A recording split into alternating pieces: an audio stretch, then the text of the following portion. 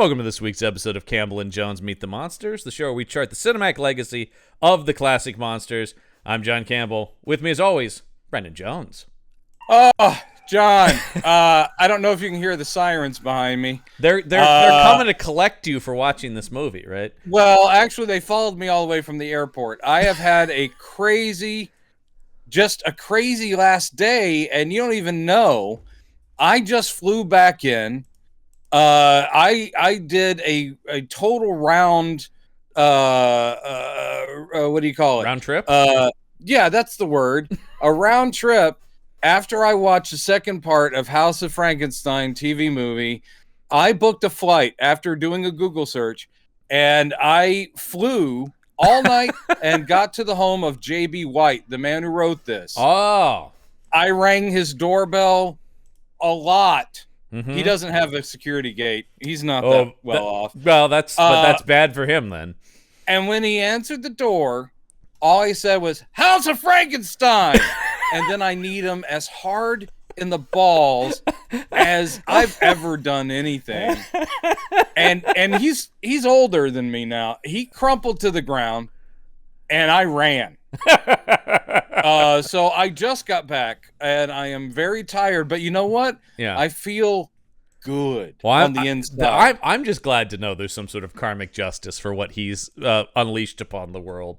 And that Guys, guy, we did part 1 last week. This is part 2. Aren't you glad we had 2 weeks of this thing? Ugh. This is crap. Last week we were kind of like, oh, it's not very good, but it's TV. And yeah, then, it's like, this is TV movie, and I said at the least it moves, and it's got a good cast. Still has that good cast. They're just not doing good work. But part 2 definitively should all be embarrassed. Oh, I mean, I think it's best for everyone that this is pretty much forgotten by time. Oh my! Because I don't. You discovered this randomly on something a while I think ago. we were probably just looking up while we were doing House of Frankenstein. Because I'd never heard of this before you told me. They did a TV movie? Yeah, because it's been a while. We were talking about. I guess we're gonna have to watch that because it just seemed like an oddity to us. But Jesus Christ, this is horrible. I mean, part 2. The whole time last week we were going, well, we can't say whether you should watch it. Don't. For the love of God, don't watch this. Part 2 is horrible. I will say this because I will say this. When I need him in the balls and he dropped to the ground, before I ran away, I did hear him say, "Why did you watch it?" No one told you to do it. He had a good point. It's true. We do. I mean, it is always. When I talk to people about this show, I go, "Oh," and particularly doing this and Action Shelf, I'm going, "Oh, I watched this horrible thing," and people go like, "Why do you do that? You choose to do that." I don't know. I mean, over on the Action Shelf, we always talk about it's our sacred charge because someone has to watch these movies. We're taking the bullet for the audience. So I guess you can look at that as the case this week. I will say, J.B. White still actively writing TV movies. He wrote 2 last year, Road Trip Romance and Big Sky River. He's a Hallmark guy. I will say, when you pointed that out last week that he had done a lot of the Christmassy kind of things and all that. Yeah. And I will say, maybe that's his niche because he gets rid of anything thriller or horrorish very quickly. Because he did that Robert Benchley thing. Yeah. The Beast. He did this. The Hugh Hefner TV movie. He did the Hugh Hefner biopic for TV. And then, 2004 on, it is non-stop Hallmark for him. Yeah, and I know there's crazy money to be made. But when I look at this thing, and there's plenty of blame to be spread around. But, for me, it boils down to, you'll also remember last week, I kept whining about, why is this so stupid? Even though it's on TV for a network, it doesn't need to be this stupid. This... Part 2 gets even more stupid. This is my point about the Hallmark movies, so I guess this makes sense. But anytime, because my mom loves those, right? And so I see bits and pieces of them, and I always do go, writing The writing is where you could put the effort in. I understand you have limited budgets on the production side of it, but what? It's the same thing I always say about this. Why do these scripts have to be so bad? They can be formulaic, but couldn't they be a little more clever? Couldn't the dialogue be a little funnier? I also sadly, and let's, I'll fess up to it. This could be some sort of weird jealousy thing, because I sit there going, they're making money. Oh God, JB White has had a career. I mean, and I'm sitting there going, this is so terribly done, and NBC gave him money for this, or whoever. Well, this one in particular, this did air on NBC. Okay. This in particular, I think there is certain aspect of that, because we do care so much about genre stuff. I don't get as bent out of shape about the Hallmark rom-coms. I don't really want to write those, so it's not like, I mean, I would love to have a job, and especially like a job like that where they'll just keep bringing you back. If you turn, I'm pretty sure if you turn it in on time, they'll keep hiring you. Yeah, maybe that's. I mean, I do think that because they're making like 40 movies a year over there just in Christmas, and then they do other holidays too. But every Christmas they put out 30 to 40 new movies. So the name of the game is just speed, right? It's just speed and numbers. Yeah, it's just like if you can fill 90 pages with this and follow this basic structure, we'll keep hiring you forever. And that's with actors, directors, because we have discovered over on the Action Shelf, there's a huge crossover between straight-to-video action directors and Hallmark Christmas movie directors. A lot of people bounce back and forth between those things. It was just like I said we should change the name of this podcast to Baseline Competence.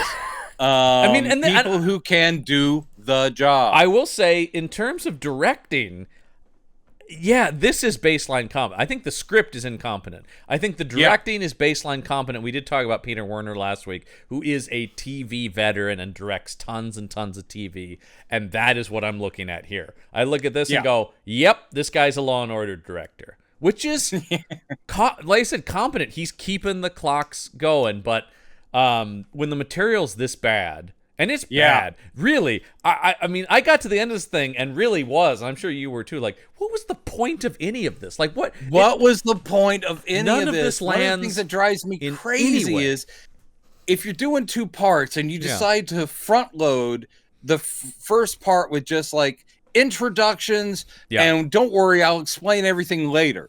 And then part two is, this is where I explain everything and I still don't. When you still sit there going, why did Grimes want the Frankenstein monster? Unclear. Why did he take Grace, the werewolf lady? Oh boy, he had not even met her. Did he take her just because she's a werewolf? Oh, there's but then one. He's like, there's one. You must now love me. There's one CCH Pounder line about, well, you know, vampires are always drawn to lycanthropes. You're like, what?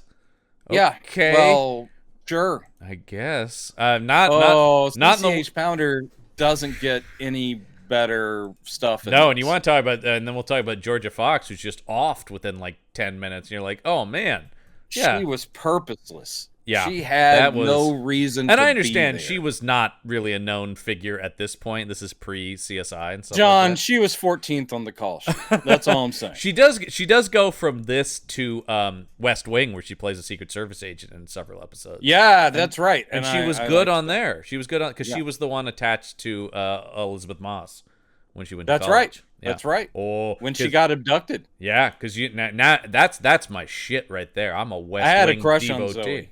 Well, of course. I had a crush on Peggy on Mad Men too. Elizabeth Moss. There you go. Is a delight.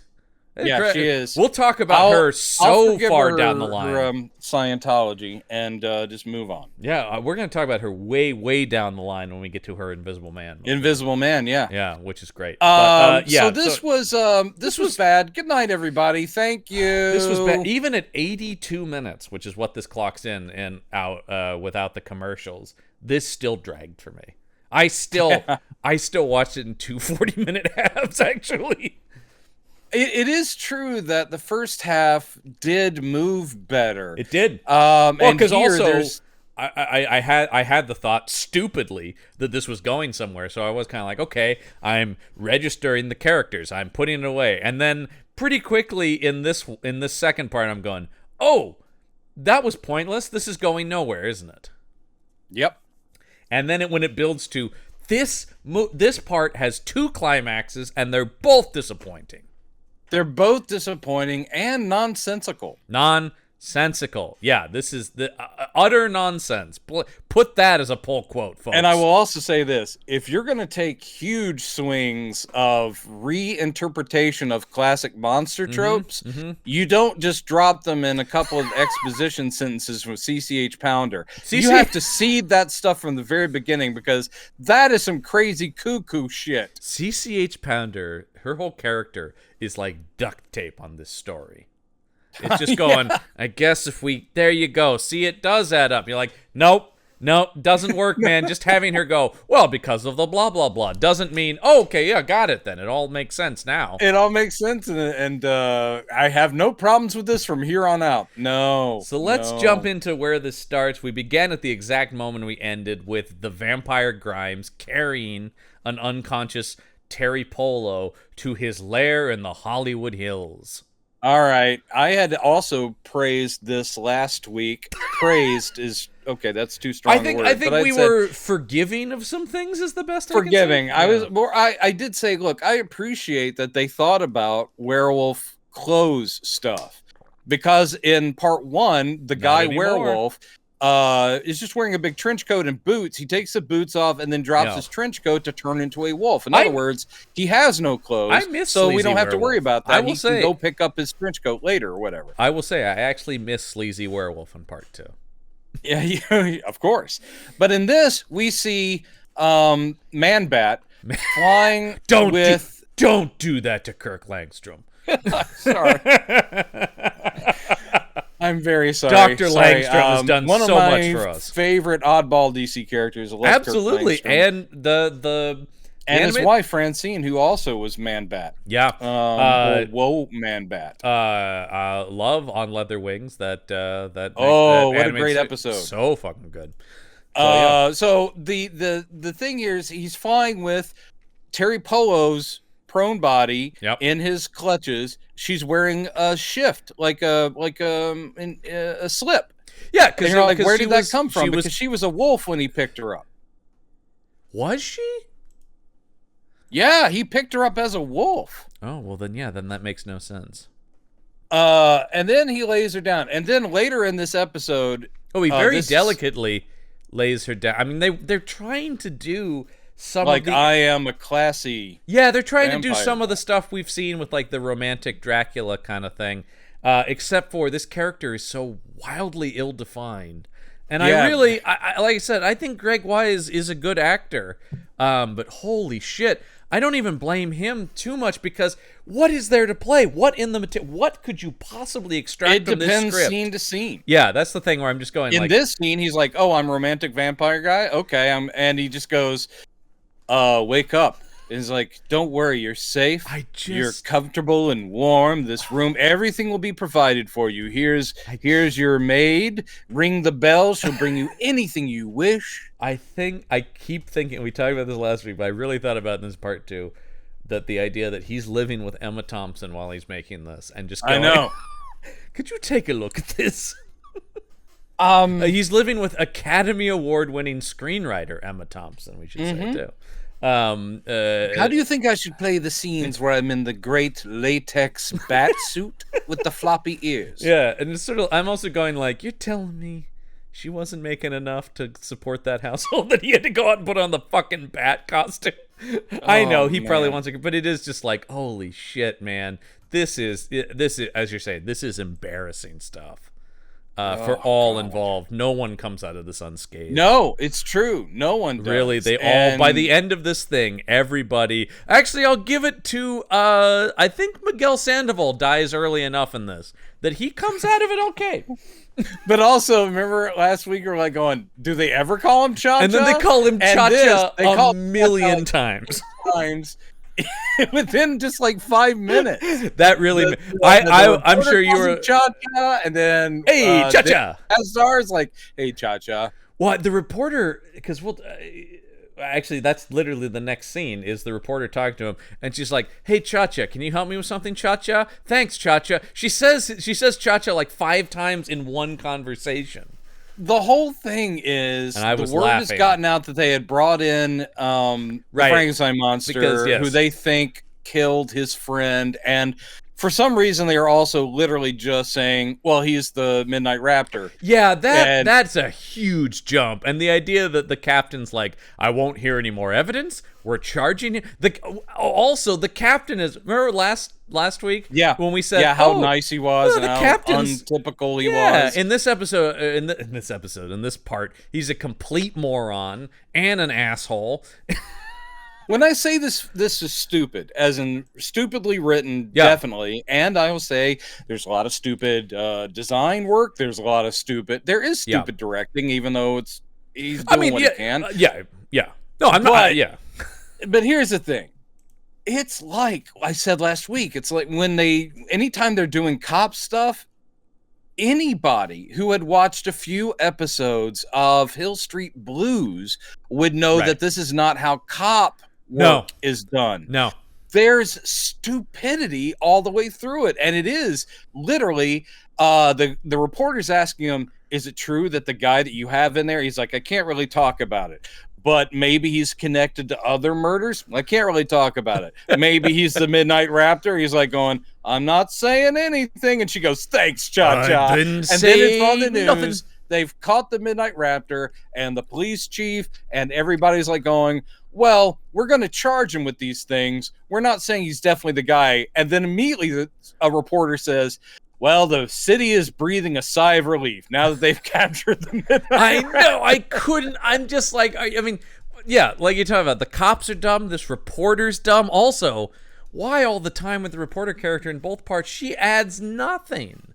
She adds nothing. Oh, I'm looking at this guy's directing career to see. He's still, he'd done some moonlighting, but he has yet to get into directing procedurals, so he had done a Nash Bridges prior to this as the most cop work he'd done, I should say. He also directed, and this is a bit of a tangent, but hey, do you really care about this movie, folks? He directed the 70s. Do you remember those NBC miniseries that were just decades? They did the 60s, and then they did the 70s. I watched the 60s one and then disliked it so much that I ignored completely the 70s. I watched both. I have a feeling that, I mean, once again, I was younger, and my dad was on a total nostalgia trip, of course, with those. So he was loving it, and I thought they were fine. I'm sure if I watched them now, they would be awful. They're just cheesy TV movies. Yeah. So it doesn't feel real for a second. It feels like everyone's dressed in 60s cosplay. The thing I remember about the 60s one was, like, it's about a family, and every member of the daughter becomes a hippie, the son goes to Vietnam, it's just like every character has a 60s thing about them that is their part in the 60s. I will simply say that good actors, though. There are individual episodes of Wonder Years that feel so much more authentic than this. Interestingly, this guy also directed some Wonder Years. Well, there you go. Which I agree. I think the Wonder Years does a much better job of capturing it. Well, it just feels real, and then when you get to that miniseries thing, it is like cosplay. It's hackneyed, right? Although that is the first place I remember seeing Julia Stiles.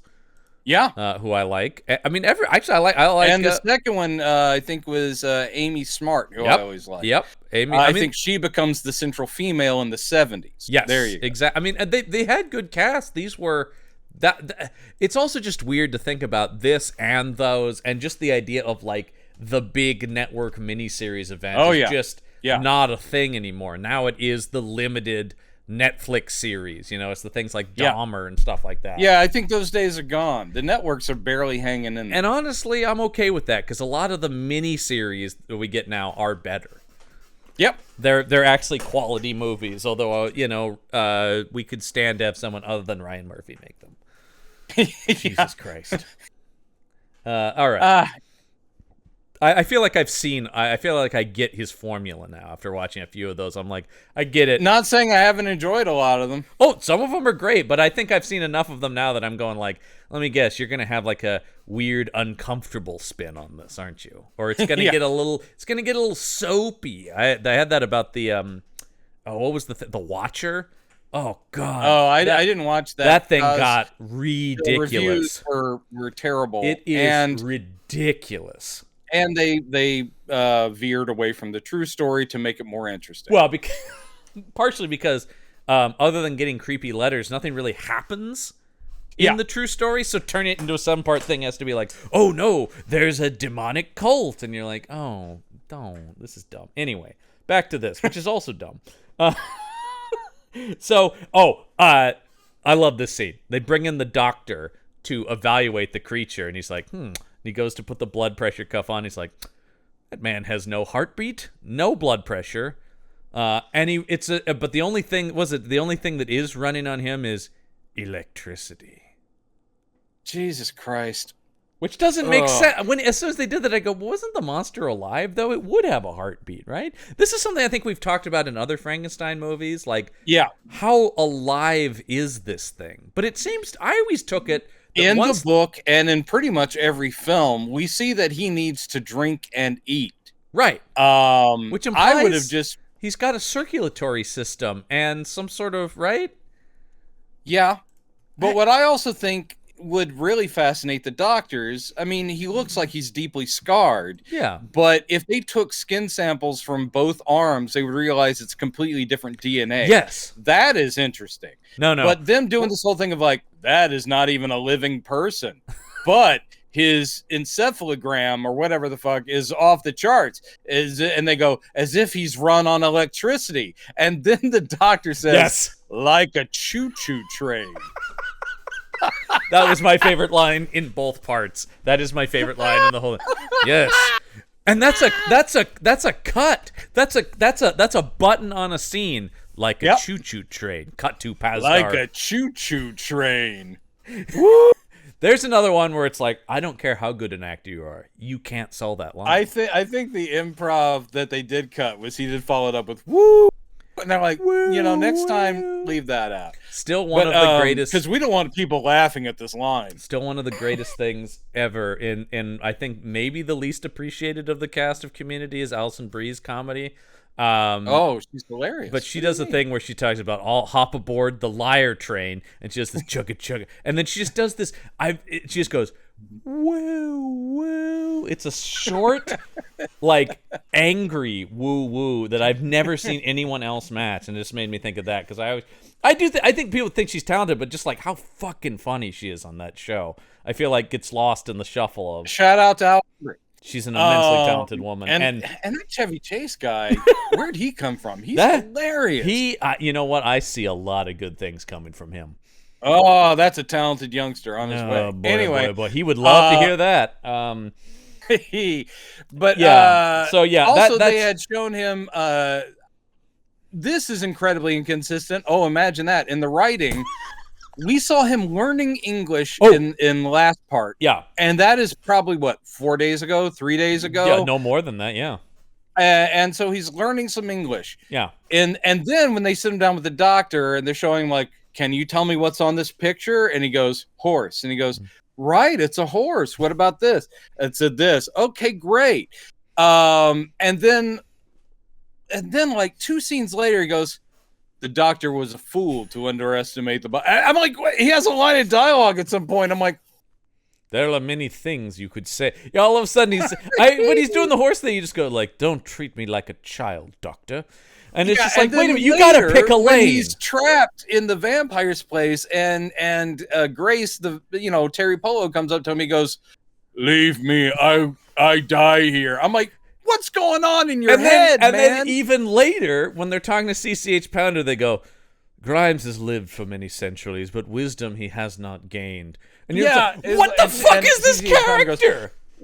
I've always wondered, what was Dr. Frankenstein like? He goes, well, he was selfish, like many a man. Yeah. And I'm like, where is this coming from? This is the guy who said Fruit Loops. And this is going like 25 minutes ago. He gave you wisdom. He gave me life, but life is not wisdom. And then that's the whole thing about, look at Grimes. He's amassed power and money, but he is not a wise man. And you're just like, yeah, I mean, you have to pick a lane on your Frankenstein monster. Oh my Either God. he's very intellectual, intelligent, or he's a moron.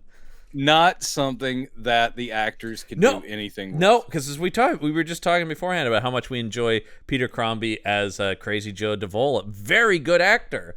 And a character actor in a bunch of other things, you know. But yeah, good actor. But you can't. I mean, that is the thing. Particularly the monsters in this are like, how do you want me to play this? You can't get a grasp on these characters. There's nothing here. The script is so bad. And like, yeah, it's a TV movie. We are in agreement. That's the thing we're saying though. Like, it's a TV movie, but it doesn't do a polish or something. My God. Anybody should be able to look at this. Anyway. So yeah, this is where they announced that they're gonna charge the creature, which I love the idea of, like, we don't even know if this thing's really alive. It's like, yeah, let's put him on trial. It doesn't matter. He's ugly. And so he probably did kill all those people. I mean, just look at the guy. Not a shred of evidence other than this guy is kind of creepy. So book him on general creepiness. I don't like looking at him. Get him out of here. You just take one look at this guy and you think he needs to be in jail. Yeah. So yeah. But so Pazdar then bursts in going like, what are you talking about? That's not the thing. I know who did it. It's Grimes and he's a vampire. And they're like, it's that's Grimes it. He's a vampire. And they go, what? Get the fuck out of here, crazy pants. And he goes, well, that's what I saw. I mean, he turned into like a bat guy. I've seen it. They're like, you need to take a break, okay? Yeah, and then you get the, goddamn, you can't not get a badge and gun on my desk. Oh, Jesus Christ. I challenge anyone writing a thing about the police to not write that scene because it is so stupid. It is so overdone that that's it. I want your badge and gun. I don't know. I don't know. I couldn't, in good conscience, actually write that into a script. I would just because you would be totally aware. Yeah, and also I've heard enough things where they go, yeah, that doesn't really happen. Not like that. So anyway, it's very, and so he's out of there. He's like, God, you're making a mistake, Captain. And so then immediately they're talking to the press going, we got him. We got him. That's where they're literally saying, like, we're not saying he's the Midnight Raptor, but he's totally the Midnight Raptor. Mm-hmm. And it is literally like, sleep easy, Los Angeles. Just look at this fucking freak. You know that's the guy who did it. And they do parade him out in front of they do a perp walk. They do a perp walk with the Frankenstein creature. And then later, oh my God, I can't believe this was actual dialogue in the movie. Later, the police captain referred to him as Frankenstein, and poor Melinda McGraw has to go, Frankenstein's monster, actually. Frankenstein was the I'm like, don't put that in the movie. That's a dumb nerd argument. This is exactly everything I hate. Yeah. And no one can redeem this terrible writing. No one can. That really, I really was like, I had to turn it off at that point and step away because I was mad about that dialogue exchange. You know what? I got to come back to this later. Still not my absolutely most hated cop-related scene in this okay, episode. no. We're not there yet. We're not there yet. So anyway, now Georgia Fox comes in to reveal that she's a vampire to her friend Terry Polo. Yep. And it's just like, hey, man, it's all going to be cool. Also, I mean, look, Terry Polo's gorgeous, obviously. But, hey, Grimes, you already got Georgia Fox. That's pretty good. Pretty damn good, my friend. That's pretty good. That's the thing that they could not sell me on across the whole thing is his obsession with this woman up to his decision at the end makes no sense. No, unless it is a fake out. Unless because we've seen that the staking and even the burning. So in other words, Grimes may be so powerful that he only pretends he commits suicide at the end. If this had become a series, Grimes I think they would have done, but this doesn't exactly indicate that. No, it doesn't. But the whole idea is that Grace, as I've now remembered, because now it's there. But Terry Polo's character is being treated like, you're my special princess, werewolf lady, but you can't leave this room. Yeah. That's the whole thing. So when her friend shows up and she's like, oh my God, what are you doing here? And she goes, well, I brought you some of your clothes from your apartment, so you're going to feel really comfortable. And she goes, will you let me out of here? She goes, no, because the master wouldn't like it. What? And she goes, oh, no, you're one of us now, honey. And she flashes her vampire teeth, which I will say this. Georgia Fox is an extremely attractive woman, always has been. She has very distinct, like myself, spaced teeth. Like she has famously like adorable space between her teeth. Absolutely. And there's something about seeing people that already have unique teeth and then they put vampire the fangs in their on mouth. top of it. Yeah. I'm just like, wow. But so yes, she basically says no. And that's the first that Terry Polo is like, oh, Grimes got you. You're a vampire. Oh. Yeah. Which is whatever. It doesn't matter. And again, don't worry about it because Georgia Fox's character will be dead in like next in 5 minutes. Scene she's in. Yeah. So it's once again, what's the point of this? Okay, so now we go back to the hospital where they're doing the tests on the creature, and one of Grimes's henchmen just comes in and pulls a piece and goes, "Yeah, I'm taking him." I'm just like, what? There's something so silly to me when we're dealing with big supernatural creatures, and then somebody's just like, "All right, I got a gun. Let's go."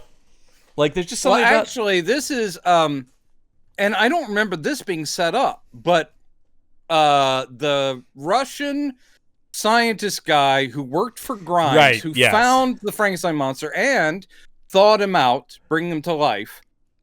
So he's now turned against Grimes because the whole thing is he goes there to the hospital with a gun to break out the Frankenstein monster to get him away from Grimes. And I'm confused at that turn in the plot. And he calls himself Dr. Victor, by the way. That's hilarious. Yeah. Victor? Oh, like Frankenstein? So he pretends he works for the hospital. The cops are like totally gullible, like, but there's already a doctor in there with him. Like, well, I was asked to come up by the police. Okay, then you are wearing a white coat. And then he gets up there and pulls a gun and says, he's coming with me. Yeah. And he tries to sneak the Frankenstein monster out of the hospital. Until the press hounds them because he's taking him out the front entrance. Oh, shit. And he puts him in a doctor's coat. And what I didn't understand about this doctor now. Dr. Victor is not this Russian guy's real name. Right. Is smuggling out the Frankenstein monster who's 7 foot tall, is scarred horribly, but now he's wearing a white coat. Yeah. And as he walks out, do the press know that's a Frankenstein monster? They almost seem to be like going, pardon me, sir, are you a surgeon? They're like asking him if he's a doctor. Like, we want to ask you questions about wait a minute. work. And so then they're mobbed by the press here as they come out. And that's when Miguel Sandoval's like, oh shit, the creature's gone. And it turns into a, as I wrote down in Standby, extremely lame car chase. Well, before the extremely lame car chase, when Sandoval sees him... Sorry, yes, we do have to talk about this. I have to talk about this because, all right, so the Frankenstein monster, crazy strong. Yeah. He well known. Flips a taxi that has a taxi driver in it, but he flips it onto its side. Yeah. Very slowly. Sandoval's the only cop, and they're the press, but they're easily 30 or 40 feet away. Sandoval is already doing a back everybody back with his arm.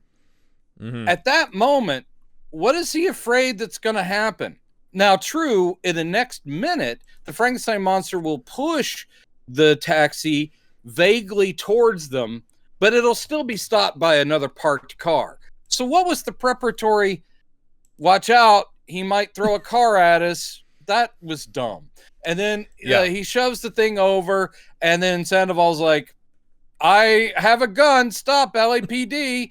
And then Dr. Vincent, oh, this is kind of funny. He pulls up in his getaway vehicle and is yelling to the Frankenstein monster, get in!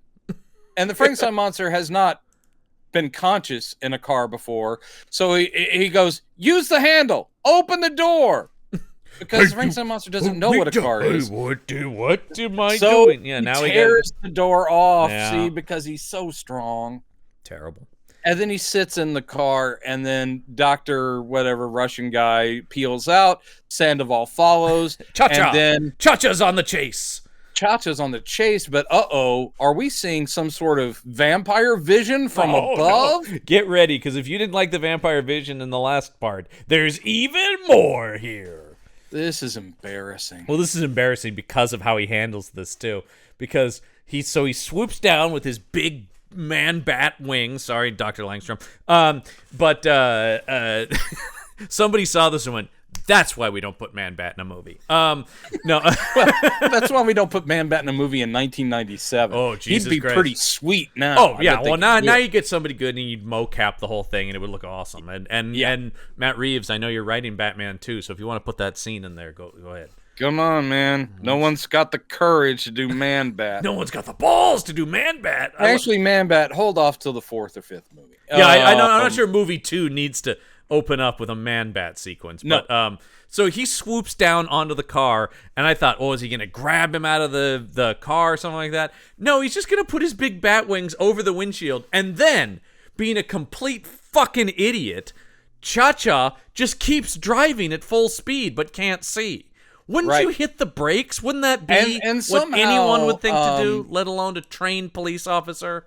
Somehow Bat Grimes knew that an 18-wheeler would be backing out they cut perpendicularly into a pretty major thoroughfare in L.A. They cut to Grimes on the roof. He's got, the bat wings. And he kind of looks up and goes, "Oh, perfect! A truck up ahead!" And he's like, I'll just kind of... And once again, but that also keeps the assumption that Cha-Cha will keep going at this speed. Yeah, exactly. And Cha-Cha does. And then Bat Grimes pulls away just in time for Cha-Cha to go, "Oh, no!" And then not just hit this 18-wheeler, but explode into a fireball, of course. I will say, again, let's give Cha-Cha some credit. He is not actually driving. If you look closely, you'll notice that there is a cat that's got its paws up on the wheel. Toonses! Because he was partnered with Toonses. No! Toonses strikes again. Yeah,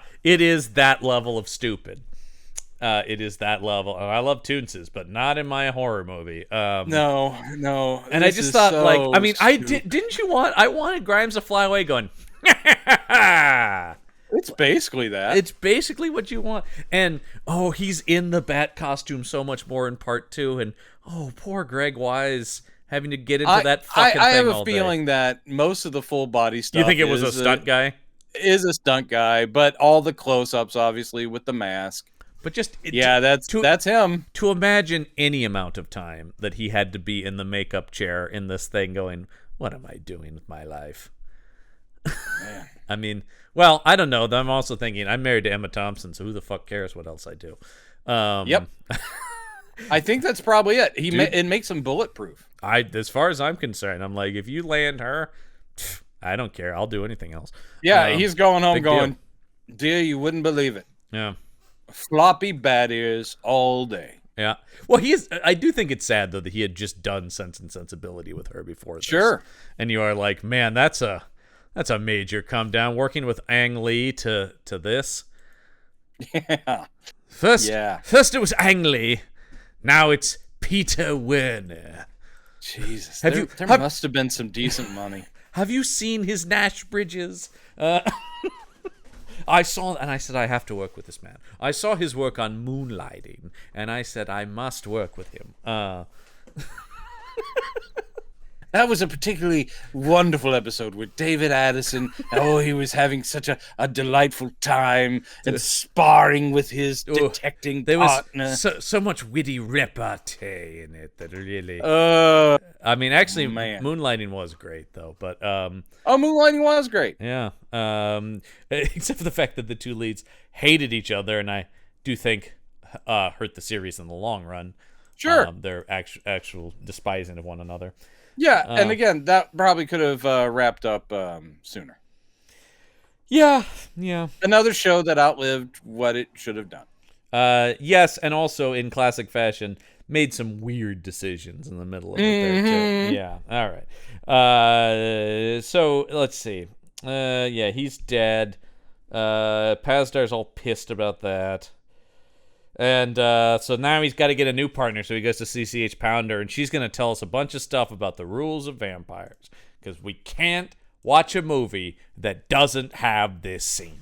And this scene is so painful. And it's CCH Pounder is a fine actor. But very good actor. Yeah, she's sitting there having to say dialogue like this. Yeah. I believe vampires are fallen angels. What? She goes, I think it would explain the wings. What? And she goes, there's nothing better than, I'm pretty sure that's the answer. So. And there's actual dialogue where she goes, we all know about good angels, but there were bad angels too. Yeah, what? The devil himself, Lucifer, he was an angel. Are you talking to an 8-year-old child here? I love the way she says, he was a very bad angel. You know, Lucifer was an angel. He just was a very bad one. The little chuckle and that you're like, oh, CCH Pounder, I'm so glad her career continued to go. She also was in a West Wing after this.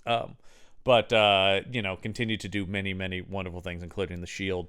But yes, she just, and it's also the same structure of the scene where it's like they love this in all these monster movies. Going, forget everything you think you know.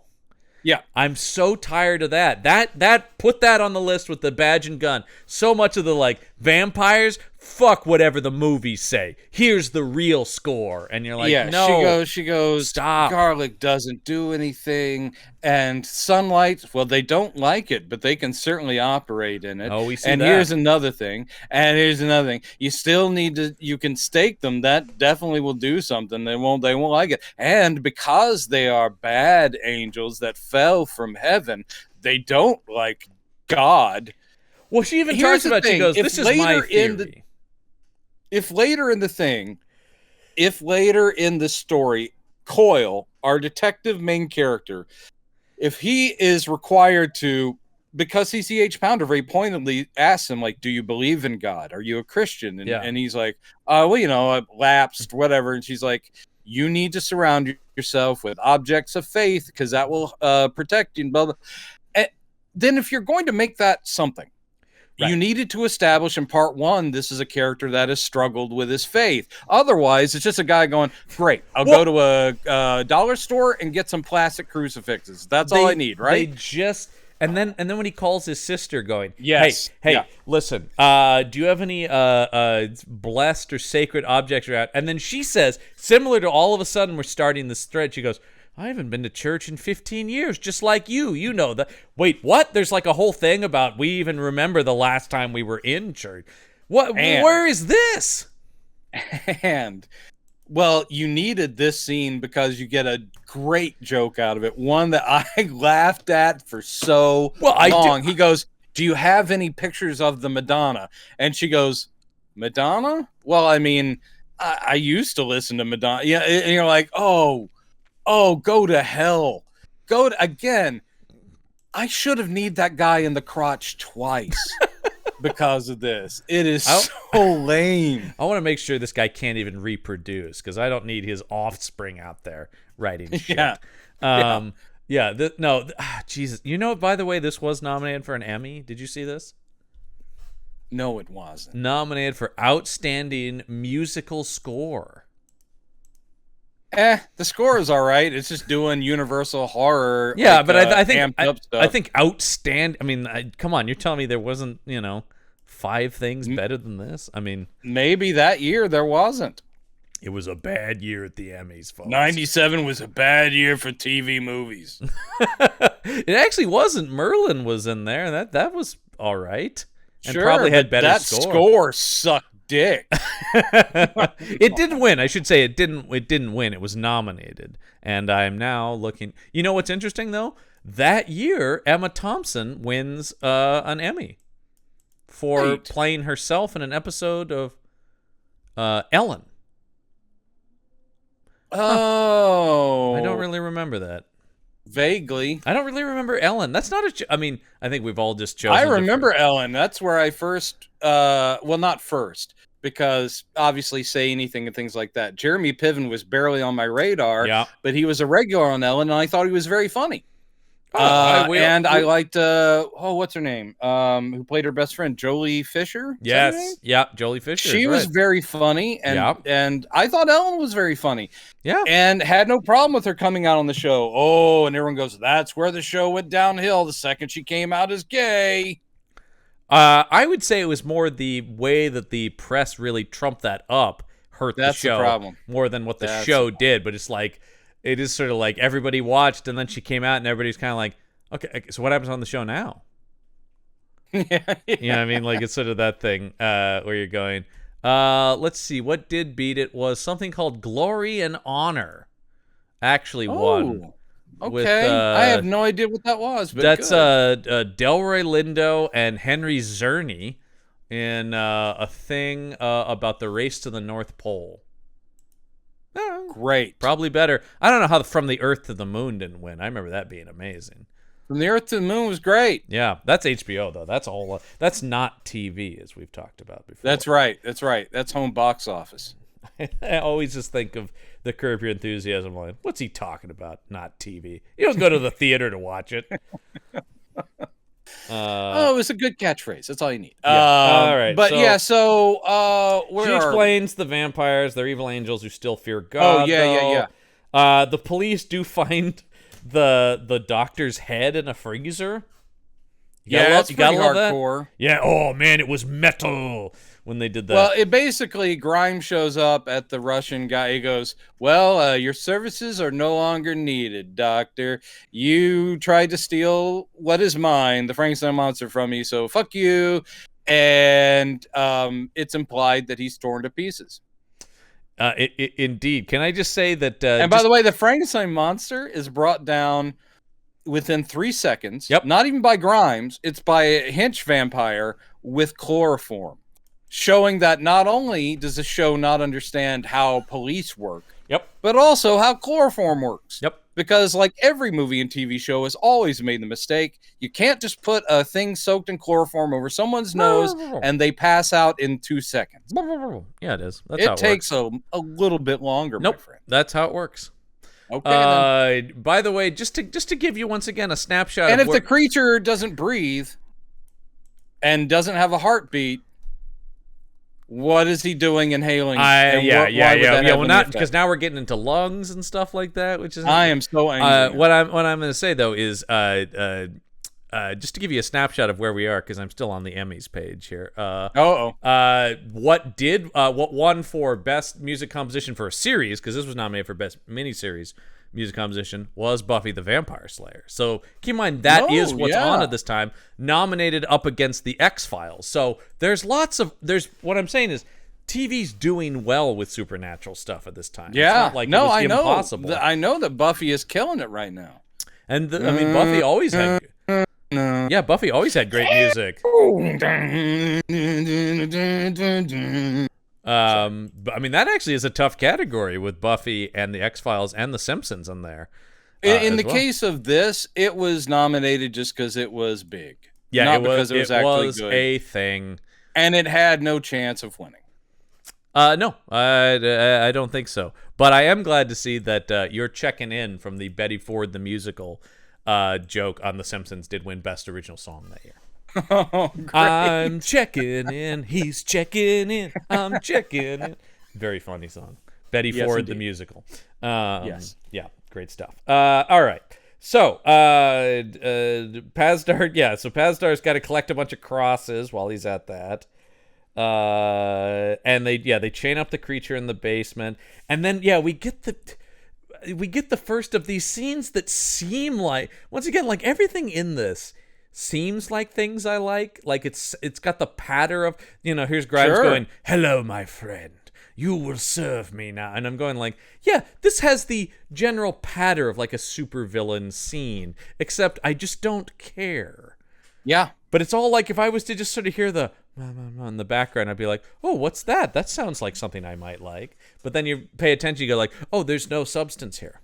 No, also, again, they've never outlined what his point was. In fact, they even pointedly in this episode, this part, which is part 2, when we go to House of Frankenstein later in the club, they have one of the vampire henchmen saying to a vampire bartender, like, so is Grimes really saving that cage up there to put the Frankenstein monster in? That does and seem it still to be makes it like end of his Grimes goals. Just want him as a prop. It seems like that's the case. Based on everything this presents, It does seem like that is what the case is.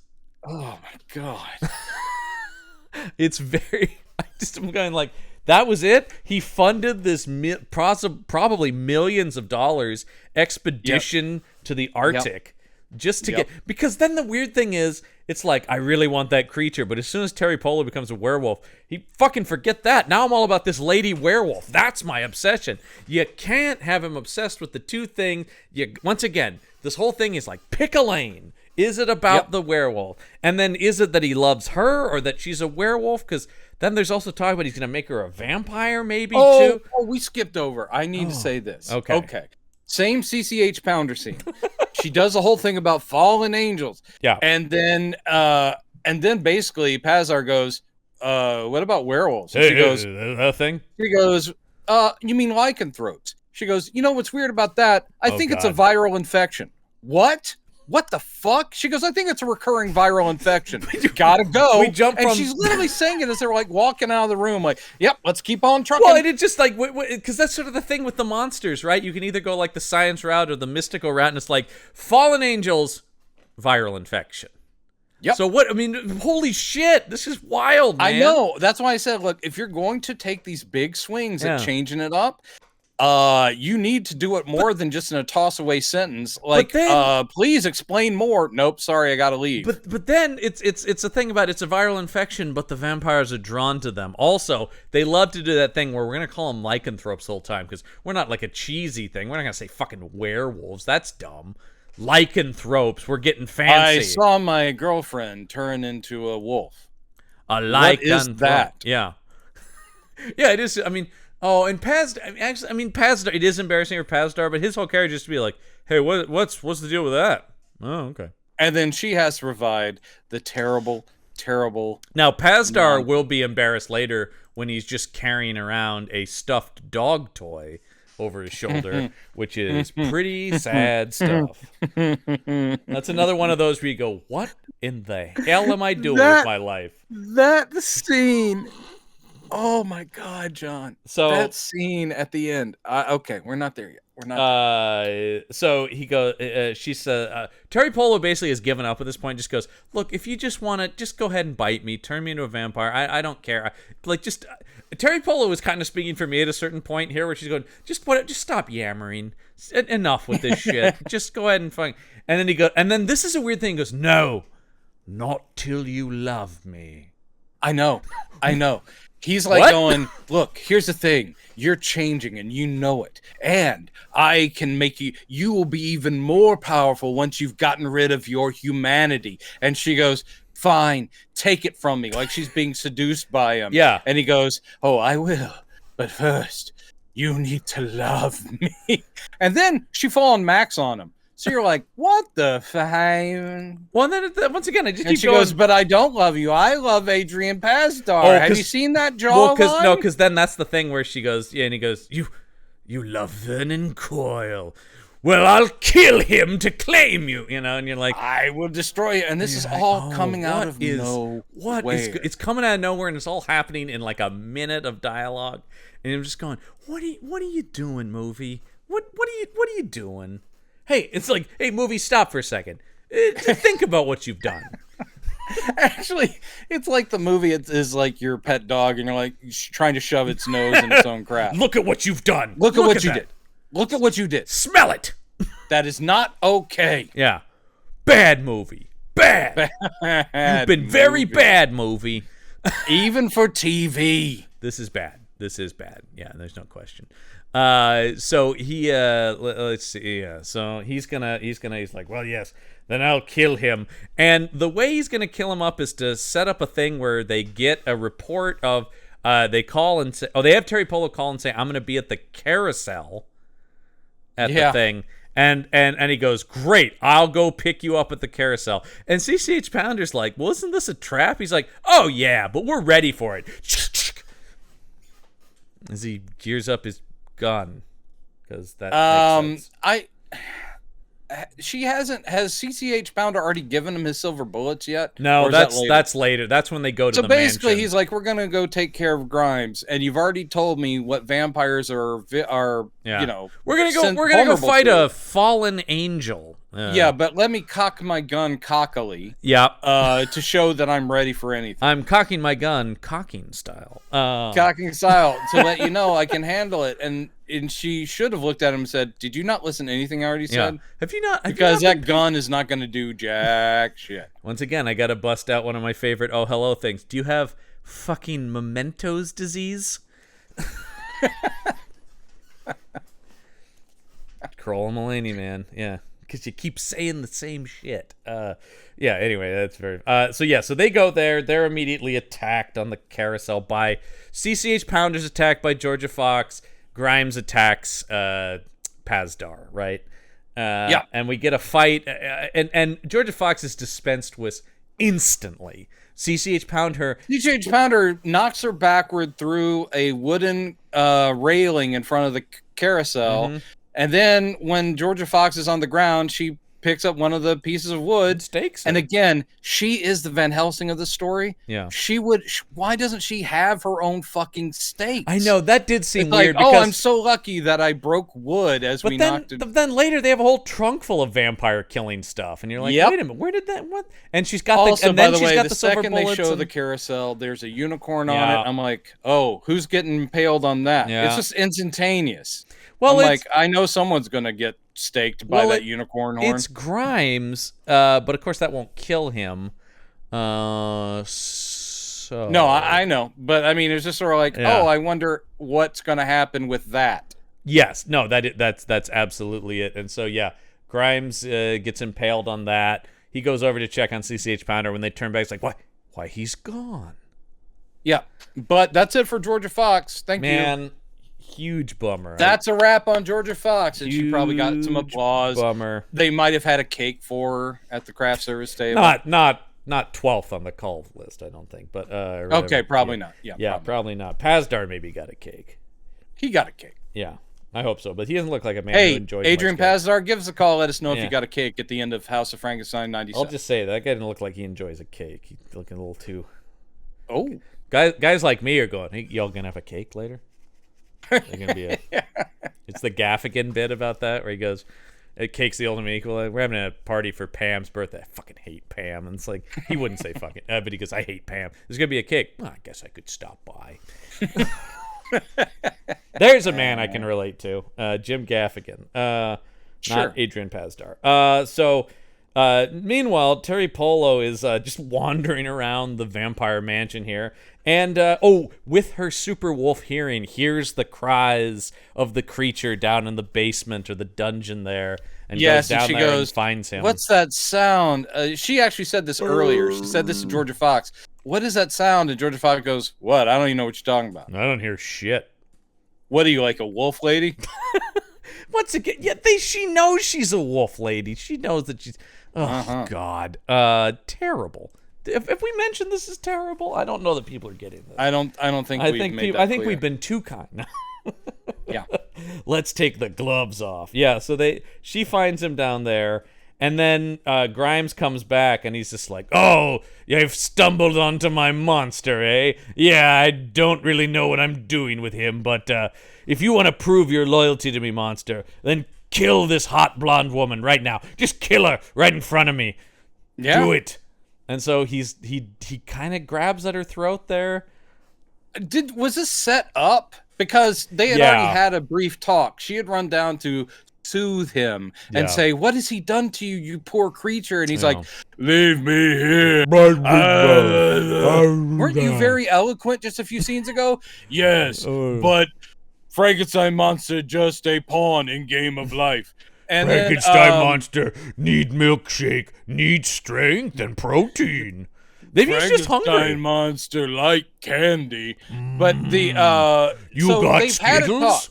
Yeah. So I think this is kind of a setup. He appears to actually be hurting her, but I think probably it is fake. Yeah. Because then Grimes goes, "Stop! You've proved your loyalty. Don't kill her." Yeah, no, I didn't want that. That's too. Yeah, and he goes, instead of that, how about you go take care of Coyle? Vernon Coyle. Still love that name. Of course, great name. Vernon Coyle, sir. Detective Vernon Coyle. I could watch him each and every week. Too bad we didn't. Yeah, get the I chance. know. Could you imagine all the limitless stories they could have told about House of Frankenstein, still Frankensteining.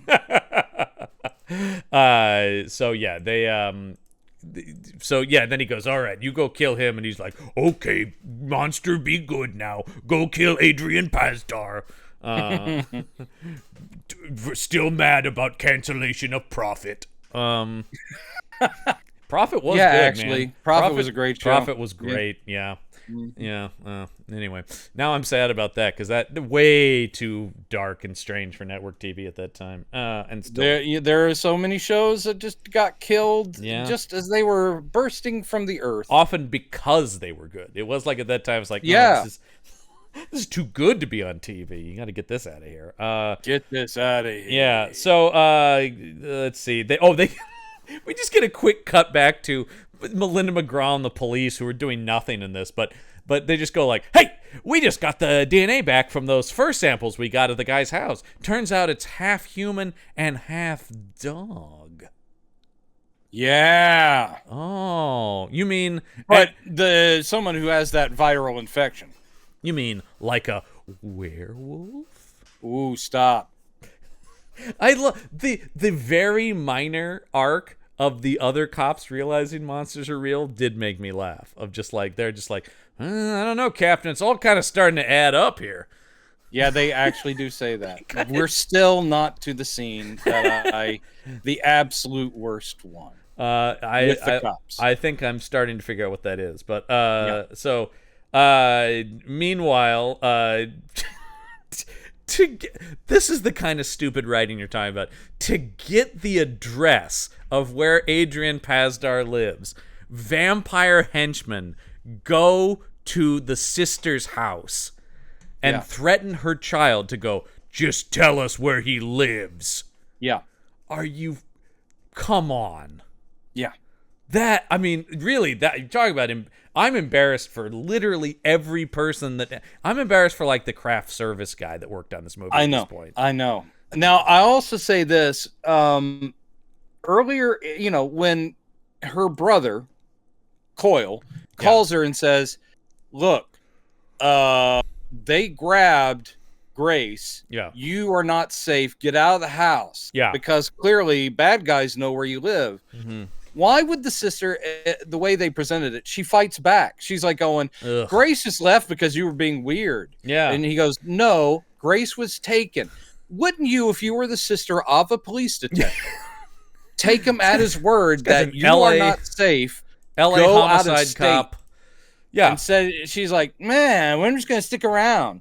And it's all to set up what is kind of an interesting idea, that the ashes have been blessed. That's not bad, and something better I might like that. There's a couple things in here. This is the thing, is that the vampire is threatening the kid, and then she goes, no, kill me instead of him. And he throws the kid aside. She gives him, she does give him Pasdar's address, and then he goes, yeah, but I'm still going to kill you anyway. I'm still going to kill you. So you want me to kill you in front of him? So he can see you die? Okay, fine. Yeah. And then she grabs, mom or dad's ashes off the mantle. Ashes, because they had been blessed. Yeah, and tosses them on him, and it works. That is a kind of interesting idea. I kind of like that. And blessed ashes. I thought the effect was all right when the guy starts burning. He starts burning and bubbling, and a a vampire goes down, ladies and gentlemen. Yeah, and I thought, well, okay, that's something, once again. So now they fitted the Frankenstein monster with a shock collar so they can make him kill Adrian Pasdar, and they've got him here with a henchman guy going, hey, come on, creature, do what they wanted you here. And so they burst into Adrian Pasdar's house. The creature does. Just the creature does, because we will find out later that he has already dispatched this henchman who was with him. Yes. And he bursts in, and Adrian Pasdar pulls his gun like, oh no. And then the creature holds up a set of keys and goes, keys to bad guy mansion. He does. He does. Because earlier they talked about there's no way into the mansion. but now have keys. Okay. Also, all right. Vampire, cool African American vampire henchman is who drove the Frankenstein monster to this place, and he is really getting off on. They've created this weird bondage device of a collar and a couple of cables that also go down to wristbands on the Frankenstein monster that basically shock him anytime the vampire guy hits a button. And it's like, you're going to do what we tell you to. And he's like, ah! And he's like, that's right. Don't forget it. I can hurt you anytime I want. So he goes in, and we do think he's going to do what he told him to do and hurt Coyle. Instead, he's like, oh, no, I'm your friend. Here are the keys to Bad Guy Mansion. And then you see that he had already killed the vampire henchman. He put a torque wrench in his chest. Yes. And then he says to Pazar, he goes, he was dumb to think that electricity would hurt me. Yeah. Yeah, he was. That was a very stupid Grimes decision. telling him to do that makes Grimes really stupid. In fact, make me stronger if anyone actually reads And then he goes, Frankenstein. will you help me get out of this shit? Yeah. Oh, yeah, no problem there, Frankenstein monster. We're friends now. There's an and we're about to get a scene that I actually predicted last week. I was like going, I can't wait till it's Pazdar with Frankenstein monster in the car. Yep. They're teamed up. Oh, and with CCH Pounder. Well, because CCH Pounder just can't not fangirl out about Frankenstein. What was that guy like? I mean, he must have been something. And he goes, she goes, I know this will seem strange, but it's jerk. Such an honor to meet you, Frankenstein's monster. Yeah. And this is, he doesn't go, he was jerk. He's like, well, he was a very selfish man who never. Yeah, like, he was selfish. Just a second blah, blah, ago, blah. literally the scene before, he's like, keys to mansion. I know. That's the thing. Hard cut By to. the way, Fruit Loop. Cut to. Great, thanks. Wisdom does not make a man just because, he's like, what? Now I'm quoting Keats, Jesus Christ. All right. Here's the thing. We've talked about this long enough. Yeah. What I think after this, when we're done, we're booking. We'll both fly down because I think JB White at this point is probably somewhat recovered. Maybe the ice pack. He's got the ice pack on the balls, yeah. But I think it's time. Just when you think he's safe for a twofer. Yeah, I think it's time for a twofer. Yeah, I think. And again, all you got to do, we'll take turns just holding to let him as we just gut go, punch Frankenstein. How's a Frankenstein 97? I'm gonna keep referencing other better things, but it reminds me of the Family Guy joke where Stewie sees Bewitched, and there's the Will Ferrell joke, and you see him walk out of the theater, take a cab to the airport, get on the plane, take another cab to Will Ferrell's house, slap him in the face, and go, "Not funny." What a weird movie that Bewitched movie was. Yeah, I mean, there are ways to loosely adapt or a piece of material. I haven't seen it since it came out. Somewhere. I haven't even seen it since it came out. I don't remember it being like terrible, but more just like, what? Yeah. What's going on here? It's a Nora Ephron film too.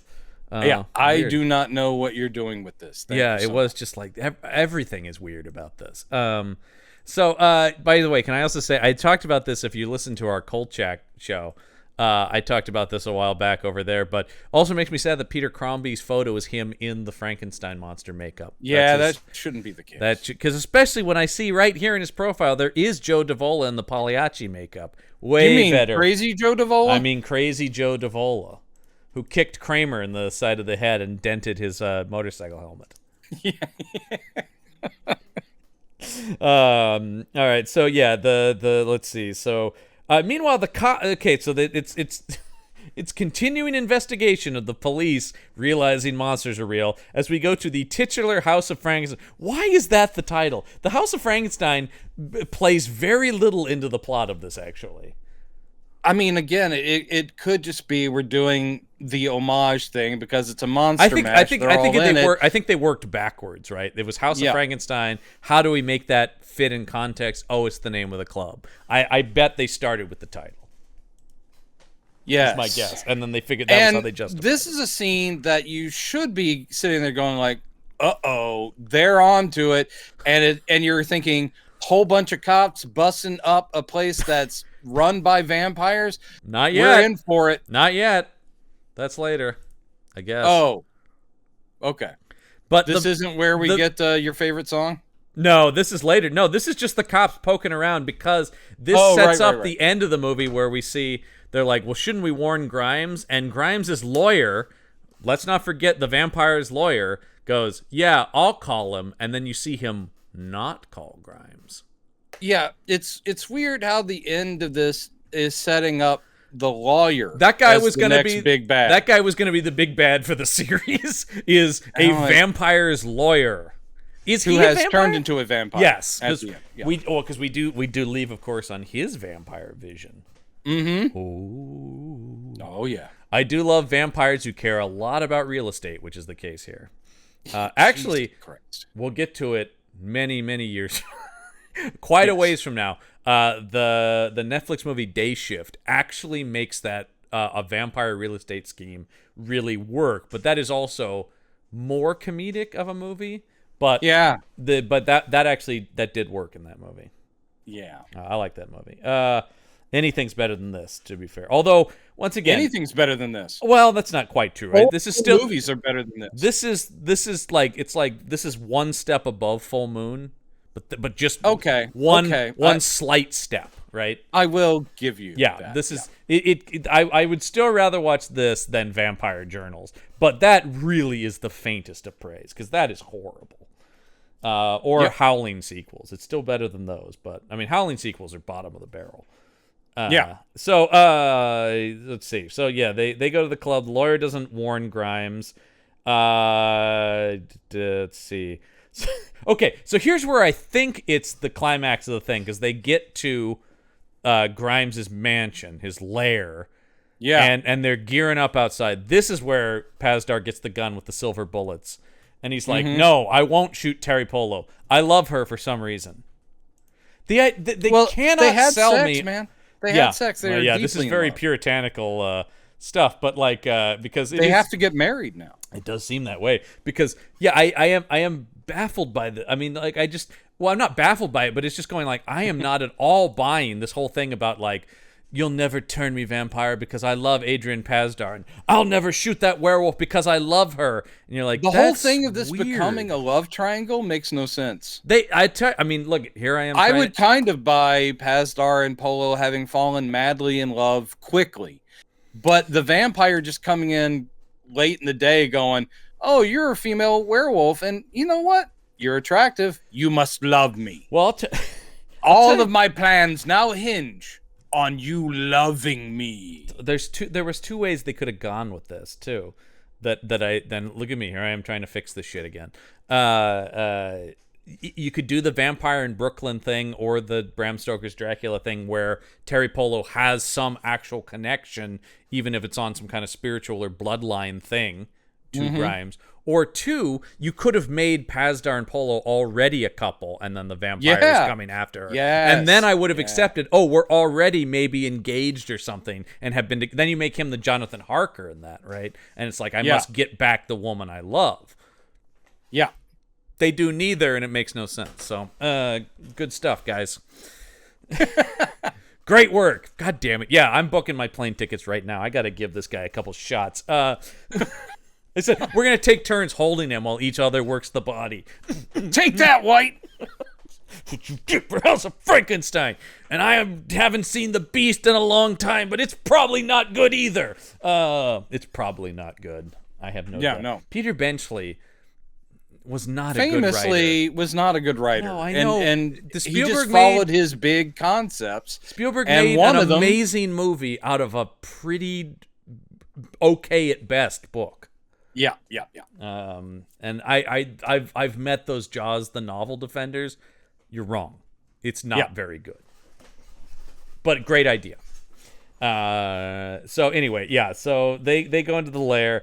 It turns into a fight here. And once again, I'm thinking, well, this is weird. There seems to be a lot of time left, but here's clearly the climax as they battle Grimes in the house here.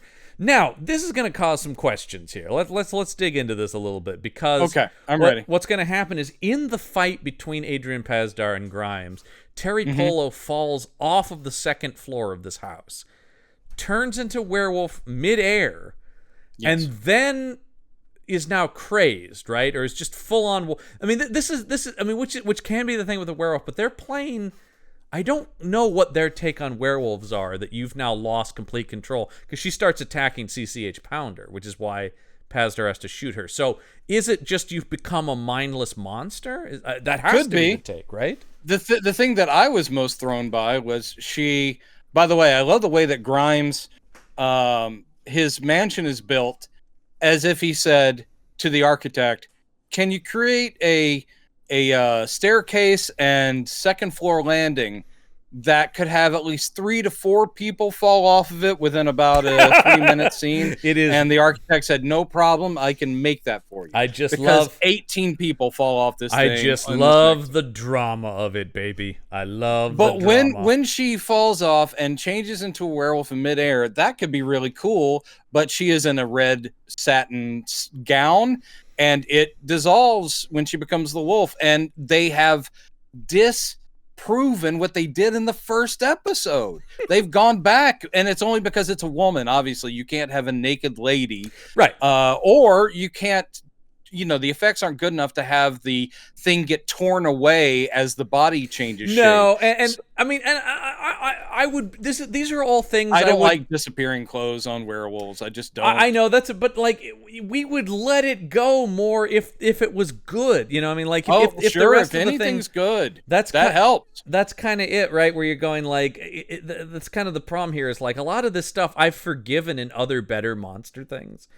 It's just it doesn't work though. Like that's the thing is like there's no thought to it. It's not like okay, well that's a production thing and they kind of didn't think that out, but hey, this is a good scene. It's a bad scene and this is bad.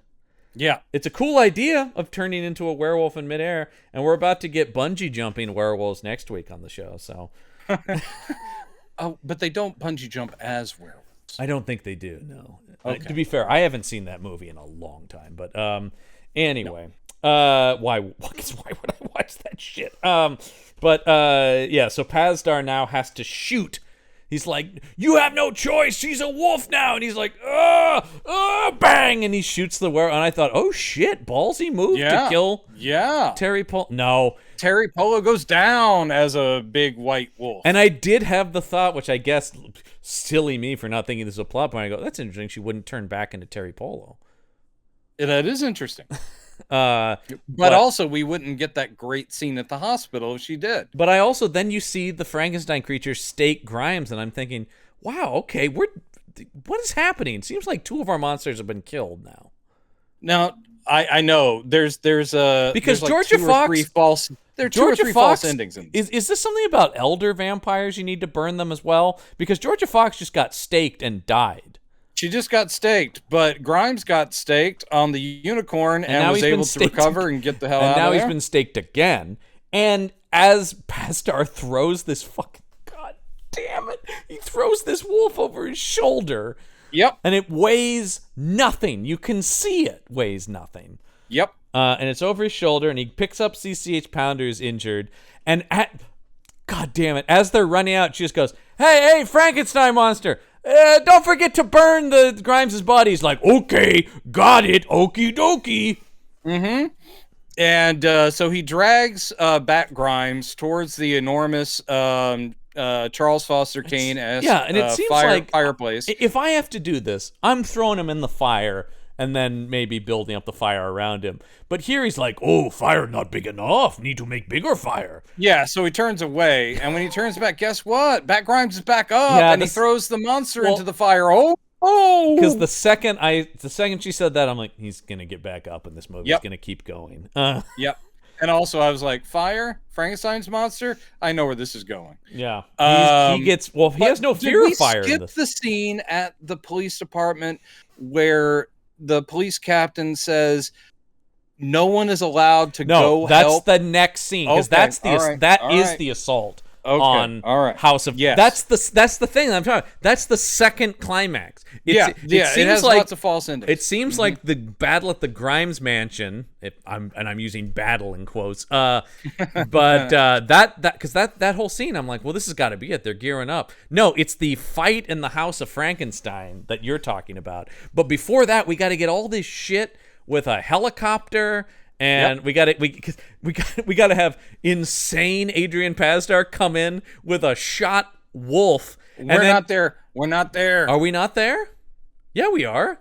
Okay, well, but you're skipping over that helicopter scene. No, that's after she's been cured. Okay, I'm just getting them mixed up. No, that's Let me know when we get to the helicopter. Because but that's totally understandable because it's all nonsense. It is all nonsense. It doesn't flow like a story should. So we get Pasdar brings the shot wolf. Brings the wolf in over his shoulder. And it's dead and not quite.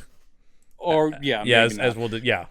But he didn't shoot her in the heart. He silver bulleted her in the shoulder. He just winged this wolf. Let's be honest here. But he comes in, and this is a great scene, and it is hopefully something that Adrian Pasdar has moved past in his private life, his personal life, because it is a scene that requires him with a dead wolf over his shoulder to pull up a gun, because the people in the hospital are like, he goes, "Code Blue, get a room open." And they're going like, "We're not a vet. What are you doing? Not vets, we don't handle." And he pulls a gun. He's like, "Do what I'm fucking telling you." Everybody, I swear to God, I'll kill every one of you if you don't save this wolf. So and I thought, what is happening now? I know. Into the operating room, and they go, "I think we got the bullet out." And they're like, "Yeah, but it's dead, man." And he goes, good, let it die. And they're like, well, I thought you wanted us to save it. What are you doing? And what is this based on? Where is he getting this? Not even CCH Pounder said anything about, like, if you take a werewolf down with silver, let it die, get the silver out, let it die, and then it'll change back and be okay. I had the same thought about this as the ashes, where I'm like, this is an interesting concept, very stupidly executed. Well, also seemingly to come out of nowhere based on people without any great arcane knowledge, right? As if it's weird guesswork. Like you have to die from a silver bullet to stop being a wolf, but could you then bring somebody back? Like I said, that's an interesting idea, but it comes out of nowhere. And I had, even watching it, I'm sure you had the same thing. I went like, what is he? Oh, okay. Oh, I see what he's doing. Yeah, when he goes, let it die, I was like, why'd you even bring it in? And then it's like, oh, I'm sorry, I'm not even following you. Because then the heartbeat, it goes flatline, it turns back to Terry Polo. She is under a sheet at this point, so you don't get appearing clothes. Yeah, thank God. I would rather see, obscured nudity and someone pulling a sheet up. I'd rather see that than suddenly clothes reappearing. Or go one way or the other. I'll go with magical clothes disappearing and reappearing if that's the thing all directions. I'm sorry, that's the bridge I will not cross. I'll go with that if that's the all I ask, and this is how little all I ask is a good movie. It's true. All I ask is some decent writing, but good acting. And the thing about the bad writing in this is they're inconsistent within their own mythos. Oh, yes. All I ask 100%. is you're consistent with the rules of your own world. 100%. I don't care about almost anything else.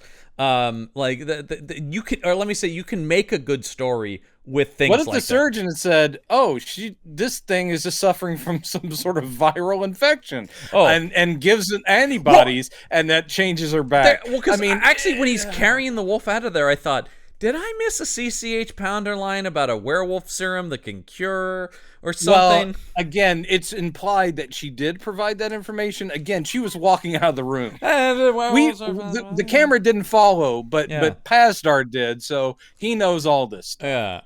But also, just trying to imagine that scene, she's going, and here's the thing, though. If you shoot a werewolf, but you don't kill it, then if it dies, you could bring it. Like, how is anyway? Anyway, they bring Terry Polo back. Polo is back. And she's Grace back is now just normal. And cured of being a werewolf, which I did think, if this was a setup for a show, kind of lame to not have him have a werewolf girlfriend, because that actually would have been a cool part of the show. No, because CCH Pounder is now a werewolf. Yes, he's going to have a werewolf science partner, right? Yeah. That's going to be the thing. But then because Terry Polo because the doctor goes, well, that was weird, the whole thing with the werewolf lady, but I also want to look at your wounds, because it looks like you got scratched. And she goes, do you think they're animal scratches? He goes, yeah. She goes, oh, shit. He goes, I suppose they could be. Mm-hmm. Great doctoring. I suppose they could be. The next question would be like, I don't know, were you scratched by an animal? He just goes, that's one Do you possible often explanation. get big, deep slashes and you don't know where they're from? Let's narrow this You down. have other issues. I don't mean to pry into your personal life, but no. So How's your short-term memory? the Doing thing I okay? love is once they get a heartbeat back on Terry Polo and they go, and she's breathing again, doctor. And you go, this is amazing. And then the doctor just turns to Pastor and goes, you can probably put the gun away now. They've brought her back and he's still holding this pistol on this guy. Like, what? Oh, Jesus, sorry, I forgot. I wasn't gonna really. But he goes. I also like they do handle in stride that a dead wolf that they took a silver bullet out of is turned into a human. They take it pretty well. I mean, they are amazed. They're like, wow, and she's alive again. Yeah. Oh well, that's one for the books. So Why aren't they praying to God or saying, back, Satan, back? I mean, this is I know. the supernatural right in their face. People just that's a big pet peeve of mine is the blasé reaction of the supernatural. That really always bothers me because you just think about how, and the cops the same thing. Like they're just like, oh, vampires, got it, stake them, perfect. They handle once they realize that the Frankenstein monster is the Frankenstein monster. They're like, well, it all makes sense now. Here's something I don't understand. This is a hospital, right? As far as I know. But the doctor goes, all right, well, we've repaired her, but you should really get her to a proper hospital. And that's what sets up them getting into the helicopter, which is also like, you should get her to a real hospital. Number one, what is this then? And number two, we need to do it by airlift? Like it's apparently. I mean, LA is big. LA is big, but the idea of like, we need to get there now. She's stable, but also in immediate danger. And we don't have it's sweaty. The writer, J.B. White, has literally just sat there saying, I need there to be a fight in the air. It is. I need bat grind. That's what I'm talking about. The sweatiness of it's just like, we need to get them in a helicopter for some reason so the bat can attack them. And we can get...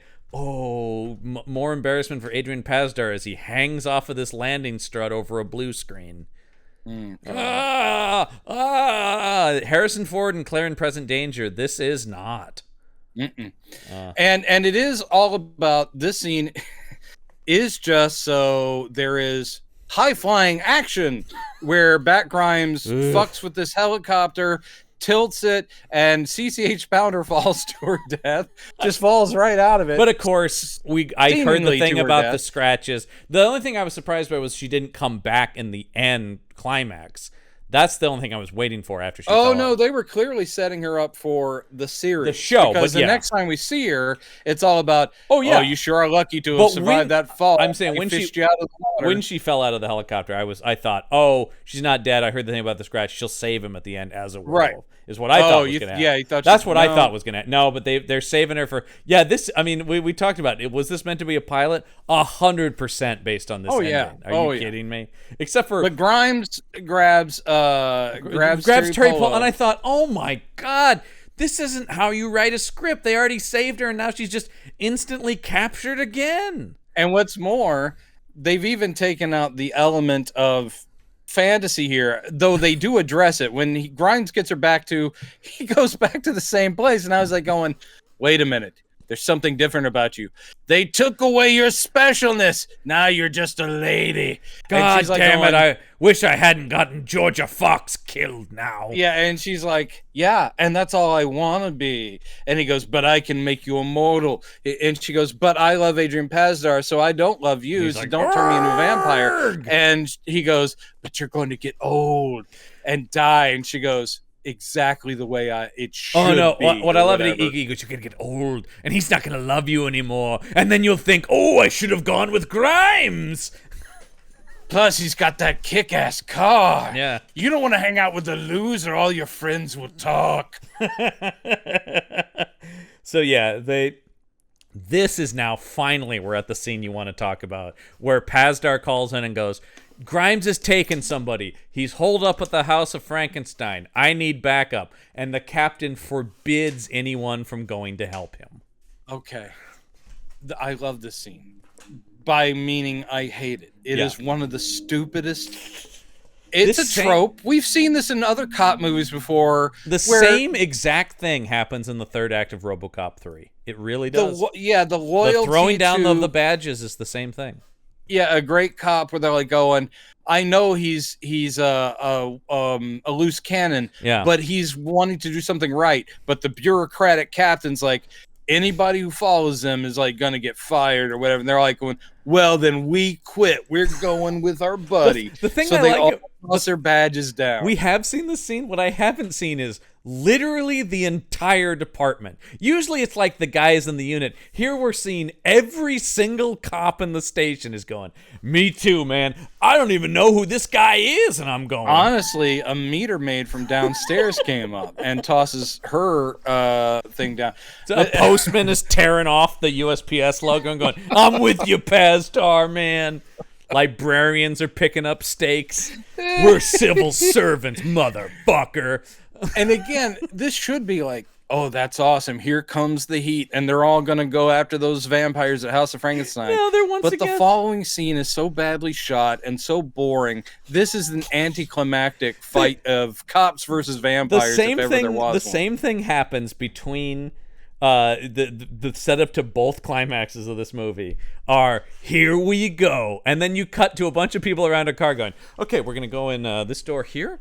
And there's probably going to be some guys here. You take that steak. That'll be good. And it's just like, oh, way to just not have momentum. And then they're like, okay, did Roger set up the CD player? Yeah. Does he have it? Does he have it queued? Yeah. And you're just like, oh, wait. Okay, we're at the door. We're at the House of Frankenstein. The world is a vampire.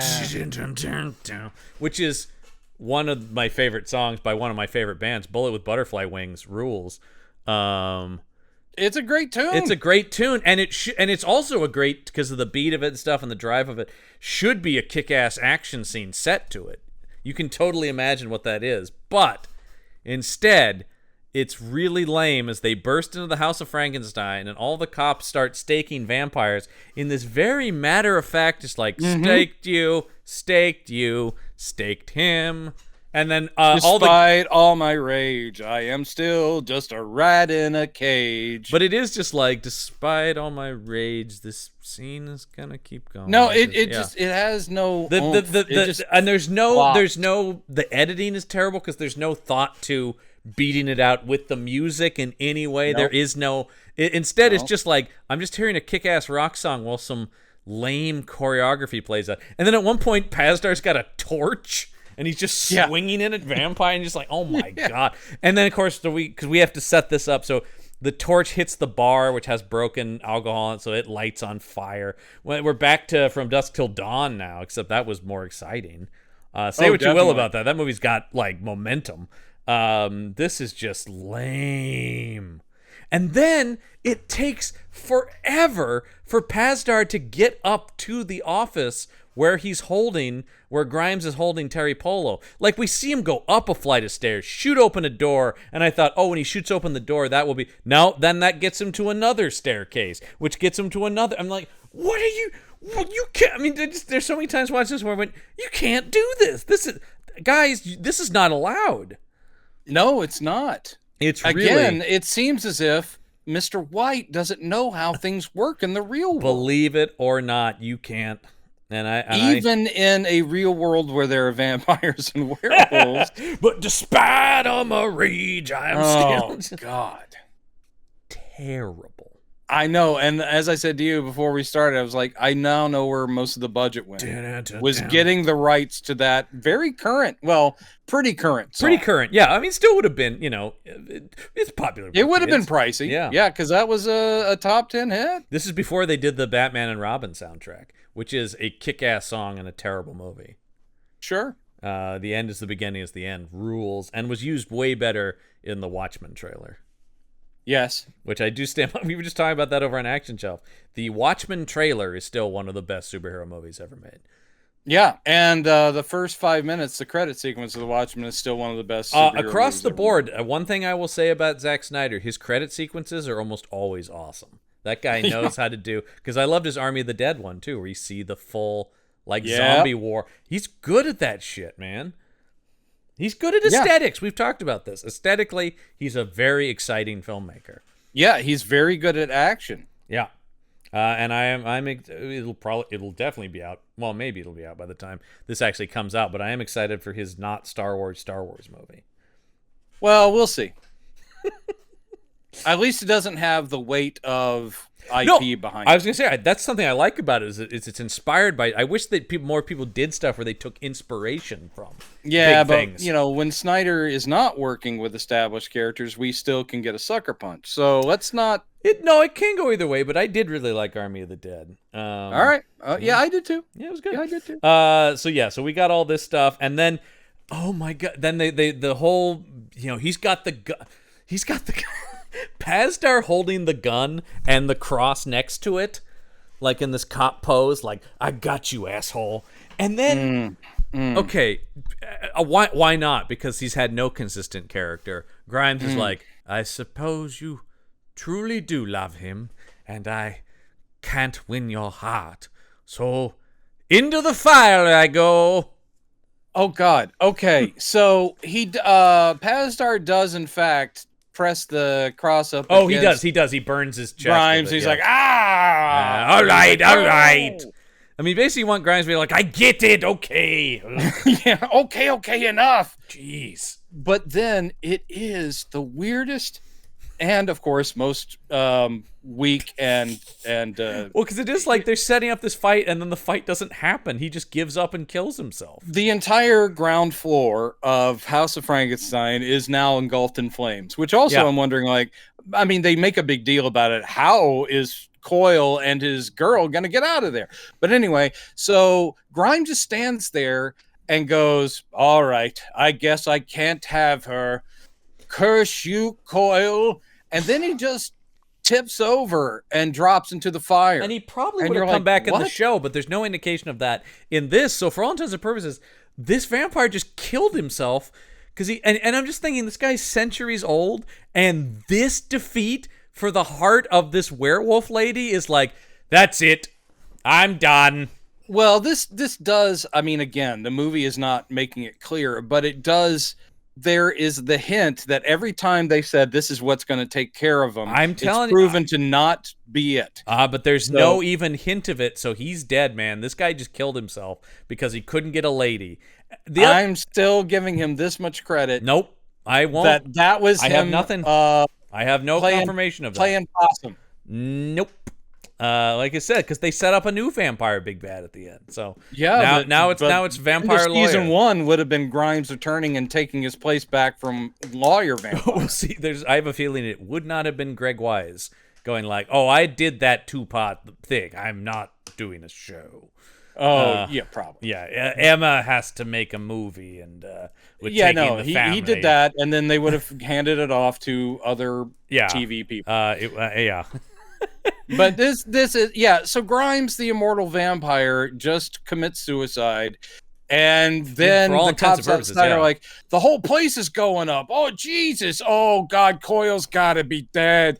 And then he comes dramatically out with Terry Polo in his arms. Yeah. Terry Polo, dramatically in air quotes. Terry the door Polo, kicks. Who I feel so bad for, because they actually go about making the love interest a werewolf, then have her do nothing but be a damsel in distress. I know. By the end of this, she is the cliche. I mean, at least she had.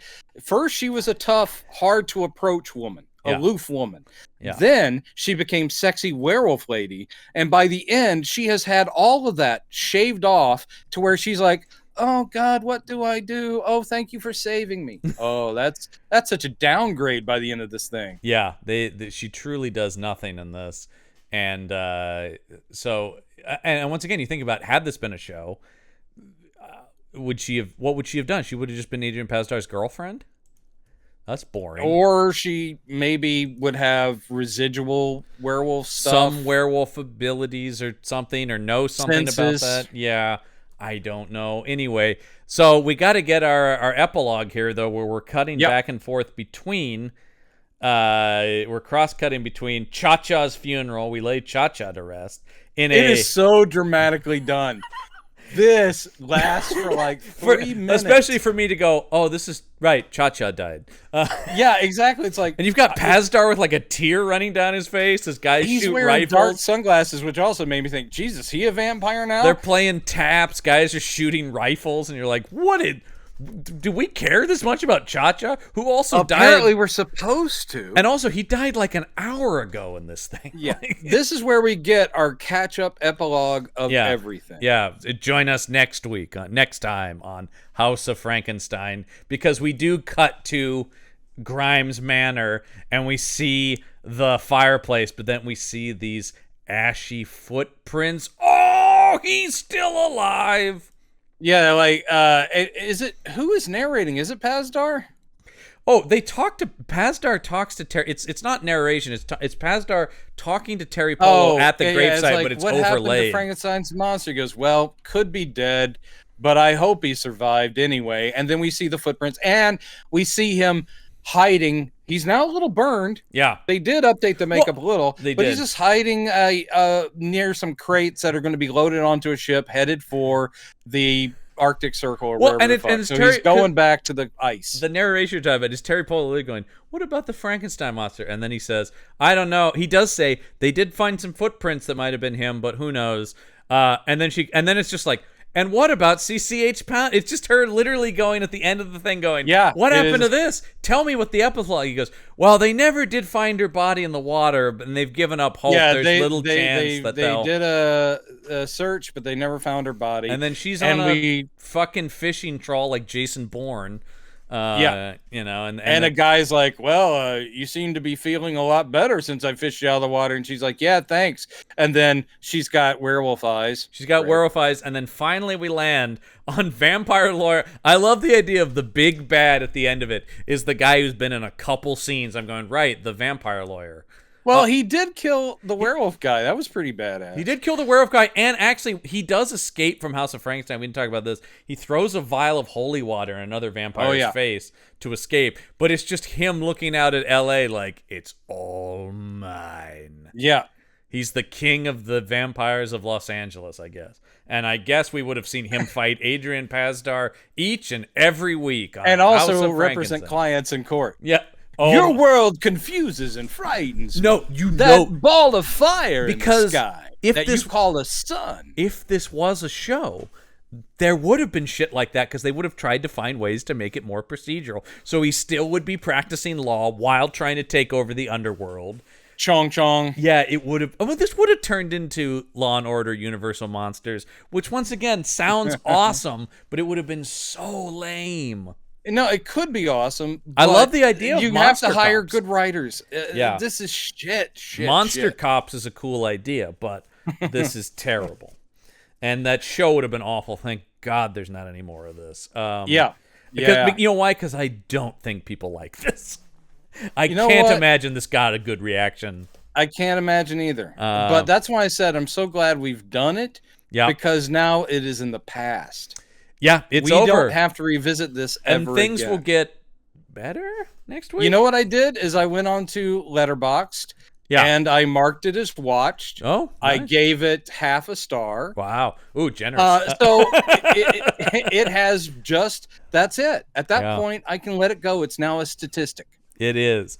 And next week's movie will be yet another statistic for us when we talk about... Oh, God, yes, finally the sequel we've all been asking for. We loved An American Werewolf in London, so that means we will certainly love An American Werewolf in Paris. Who doesn't love the City of Light? Gay Paris. I cannot wait. I am a werewolf. I hope it has one of my favorite young actors from that period who did not have as big a career as he should have had. Man, if we talked about Pazdar with these last two episodes like that, we're going to talk all about Tom Everett Scott next week and why that guy. And I still love Tom Everett. And actually, much like Pazdar, he continues to work. It's just why didn't that guy become like a leading man? He's a good character actor who I still see him all the time and stuff. But yeah, it does feel like that guy was set up. That Thing You Do. And I talk about That Thing You Do almost constantly because next week. I love that movie, and that was I do too. That and was he owns it. He owns it. That was a total. I remember seeing that movie and going, this is going to be the guy. I mean, Hanks directed that. You watch that and you go, that is a setup. It is literally like Tom Hanks gave him a career on a platter. Well, I remember watching it and going, he's the new Hanks. Like, this is the Hanks part that Hanks would have written for himself 20 years ago. And I'm going, he's anointed the next Hanks. And we've also talked about we like Jonathan Shaker, however you say his name, from that as well. Good actors in that thing. And then weirdly, it's Zahn that explodes out of that. But who's also Timothy great. Zahn also destroys in that movie. Well, Steve Zahn. It would be interesting if it was Star Wars writer Timothy Zahn. Yeah, that would be strange. But I don't know. Tom Hanks called me up, said, "Do you want to act?" Yeah. Oh, sure. And also next week, I talked a little bit about Georgia Fox, but we will talk about one of my all-time greatest crushes. Not Julie Delpy. Julie Bowen is in that movie, and I love Julie Bowen. So. I would be hard pressed to choose between both because they are both very different, but they're both very lovely. Yeah, effervescent. I did not remember that Julie Bowen is in this movie, and I have a feeling I shall be embarrassed for her as much as I do. It's a small part, if I remember correctly. Yeah, but I haven't watched this one in a long time. I have not seen this since about the one before. I have not seen this since it came out. I rented it and disliked it. That's my memory. Great. So this perfect. is going to be awesome. Oh, it's going to be so good. American Werewolf in Paris next week on the show. I'm just going to go ahead and preemptively say don't watch it. But unless you're a diehard. By the way, I need to say this pretty clearly because we do say these titles fast. Don't watch An American in Paris. No, please, totally reverse wrong. That. Do watch An Actually, American reverse that. Do watch An American in Paris. Because it's a classic. And be confused next week when we're talking about werewolves, okay? Because An American in Paris, come on, man. Gene Kelly. I was going to say, but just know we'll be wishing we were talking about Gene Kelly because I will talk about Gene Kelly all day. That man was a treasure. Anyway, so we'll see you next week on that episode, but that's going to do it for this week's episode of Campbell and Jones Meet the Monsters. I'm John Campbell. I'm Brendan Jones. And remember, there are such things as monsters.